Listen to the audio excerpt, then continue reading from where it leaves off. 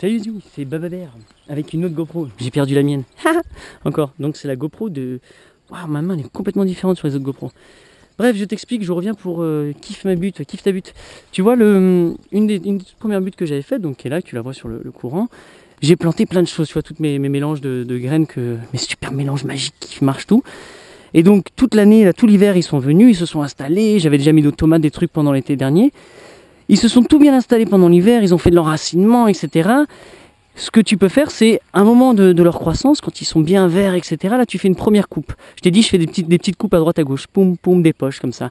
Et après, je redécoupe, donc je le redécoupe en petit et je le remets au sol. Donc en fait, j'active les cycles de la vie. Je le fais à un point précis, par exemple d'un blé ou d'un seigle, etc. Parce qu'à ce point-là, il peut encore repousser. C'est-à-dire qu'il aura encore toute l'énergie de repartir et après refaire et refinir le cycle de sa vie, tu vois. Donc là, c'est la deuxième fois qu'il pousse, lui. D'ailleurs, généralement, ça le fortifie, donc il y a un truc à explorer dedans. Ah ouais, tiens, tu vois là, il y a des rosés, des machins, là, des trucs que j'ai mangés gaiement. Ça marche encore? Ouais, ça marche encore. On s'est fait un super truc, donc sur les buttes, il y a déjà des roses des prés, trop bons à manger.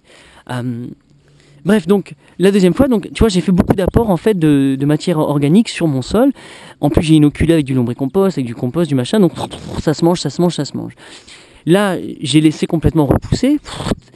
Dessus, donc il y a eu, là on arrive vers, ils refont tous des graines, tu vois. Donc soit je laisse sécher pour conserver les graines, pour refaire mes mélanges, pour refaire mes trucs. Soit c'est le moment où, de façon spontanée et sporadique, pouf, tu vois là, je fais juste un petit morceau de butte que je chope, donc je coupe tout, et je redécoupe, je remets tout dessus. Souvent, ce qui se passe, c'est que ça te fait un excédent. C'est-à-dire que tout, là, tu vas couper, t'en as mis beaucoup, et j'en ai eu encore plus, que je remets dans les allées, etc. Donc en fait, tu développes encore plus de biomasse. C'est pour ça que c'est important. Vraiment, vraiment important d'avoir un max de biomasse. Même le chardon, tout le monde fait de la biomasse. Et c'est ça que tu veux chercher, en fait, pour continuer à renourrir, à alimenter ton sol, la vie du sol, et que ça continue à pousser. Bref, j'ai fait ça, j'ai attendu quelques jours, etc. Et boum, mais ensuite, je viens installer mes tomates, et ensuite, je viens installer les autres, etc. En gardant la partie haute là. Comme ça, eux, ils sont protégés, ils sont plus ou moins dans la jungle. J'aurais pu laisser, tu vois, faire que des pochettes, comme j'ai fait sur d'autres endroits. Peut-être que je te montrerai dans une vidéo si je prends le temps. Mais il y en a, c'est juste des poches. J'ouvre une poche, je mets une tomate, un chou, un machin, boum, je laisse complètement la jungle. Hop, je repars ici. Et en fait, sur cette longue butte qui fait, je sais pas, 10, 15, 20 mètres, je compte pas en mètres, moi. Je compte en temps énergétique et en temps de parole. Tu vois, ça fait une sorte de quinconce. Hop, là, je refais la même chose, je suis en train de le faire. Donc là, tout était haut, je redécoupe tout au sol, donc j'arrache pas les racines, je les laisse mourir, parce qu'à ce point là, par exemple, lui, là, si je le coupe, tu vois, ce truc, si je le coupe, il aura pas la force de repartir, il va sûrement se faire mourir. Donc je les laisse en dessous, et je recoupe directement par dessus. Pareil, on va remettre un thé de compost, on va remettre du compost, on va essayer de l'activer, mettre vachement de biologie pour que ça mange, et ensuite on va réinstaller la nourriture pour cet été, en fait, tout ce qu'on va manger cet été jusqu'en automne. À la fin de l'automne, une fois qu'on aura accueilli tout ça, on aura déjà lancé l'autre couverture qui va faire tout ça pendant l'hiver, qui sera celle-là, et qui chaque année comme ça. Et donc en fait, tu cultives la moitié du temps en fait, mais constamment tu as la photosynthèse. Et c'est ça qui est vraiment important, c'est constamment avoir la photosynthèse. Voilà, enfin, j'ai plein d'autres trucs à te montrer, mais je te montrerai ça une autre fois. Donc voilà, là je suis avec, et voilà, moi je travaille que sur, tu vois, sur mon demi-hectare, je travaille avec ça, avec un sécateur. Et je fais tout à la main, je prends tout mon temps, je suis là dans les... Regarde, t'es beau là. Waouh, salut tout le monde. Tu vois, la vie elle est belle quoi. T'es tout petit, les consous de malades là qui prennent. Bref, t'es là, tu prends ton temps, clac.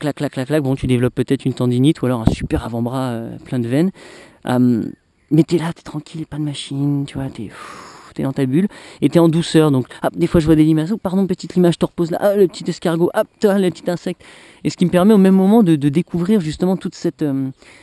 Et comme je suis à la main, comme je jardine, j'ai l'avantage de vraiment pouvoir cibler. Là, ah, toi, t'es pas tombé, viens, tiens, tombe par terre.